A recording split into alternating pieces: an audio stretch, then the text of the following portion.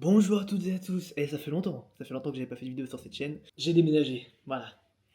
On s'en bat les couilles. Aujourd'hui, on est là pour parler du film Gourou de Pierre Ninet qui est sorti le 28 janvier, si je dis pas de conneries.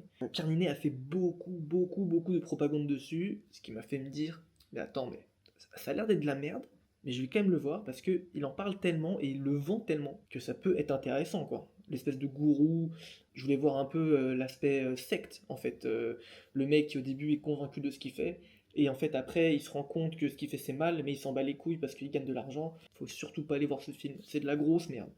Et vous savez pourquoi il a fait autant de propagande dessus?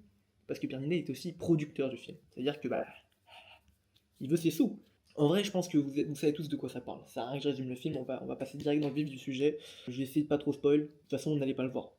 Tout court en fait. Alors, pourquoi je trouve que c'est un film de merde et pourquoi, pour moi, c'est peut-être déjà le pire film de 2026. Je trouve que Pierre Ninet joue pas très bien, hein. Je suis désolé, hein, mais il est dans le surjeu un peu constant. Tu sens qu'il est très théâtral dans ce qu'il fait, mais en fait, tu ne crois pas qu'il est. Tu ne crois à aucun moment à ce personnage, il n'a pas de charisme. C'est un peu le perso performative male, voilà, qui fait attention à sa peau, qui prend des bains glacés, un peu tout le temps dans la performance, quoi. Mais tu sens pas qu'il est vivant, quoi.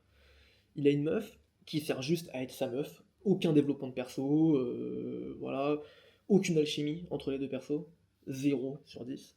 C'est censé être un film aussi qui fait un peu monter en pression, mais ça monte pas du tout en pression en fait.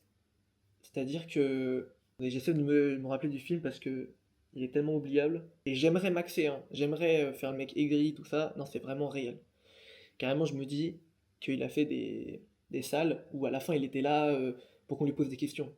Bah putain, heureusement que j'étais pas dans la salle, hein, parce que je me serais barré, gros. Ça dégage. Tu m'as fait perdre mon argent et mon temps. Et le problème aussi du film, c'est qu'il avait un très gros potentiel. Il touche des thématiques qui peuvent être intéressantes, c'est-à-dire qu'il doit coacher quelqu'un qui a des vrais problèmes dans sa vie, et qui devrait aller voir un psychologue, tout simplement. En fait, il va voir ce mec et il est à fond derrière lui, et du coup, ça aurait pu être intéressant de jouer un peu sur ce truc de fanatisme, de voir un peu les gens qui le suivent. En fait, si tu les vois pas, quoi, tu les vois juste dans une salle faire Yeah, Matt, ouais, t'es trop fort, ouais, c'est tout. Niveau mise en scène, oh là là, mise en scène, photographie, c'est 0/20, c'est que du chant contre chant dans les dialogues. Et le pire, un truc que je déteste dans les films, c'est quand ils montrent des écrans. Vous voyez? Tu parles, tu fais un FaceTime et tu sais, tu vois l'écran, ou alors tu vois des stories un peu, des trucs. L'enfer. Tu vois pas aussi l'entreprise dans laquelle il est, un peu comment il l'a fondée, comment en fait tous ces gens ont appris à le suivre, parce que t'as les gens qui travaillent dans l'entreprise, à un moment ils sont en mode non, là c'est trop, on arrête de travailler avec lui. Mais oh, ça n'a pas changé ce qu'il fait depuis le début, hein. C'est juste. Enfin, je sais pas si vous voyez ce que je veux dire. Très déçu, j'ai mis une étoile sur 5 sur Letterboxd.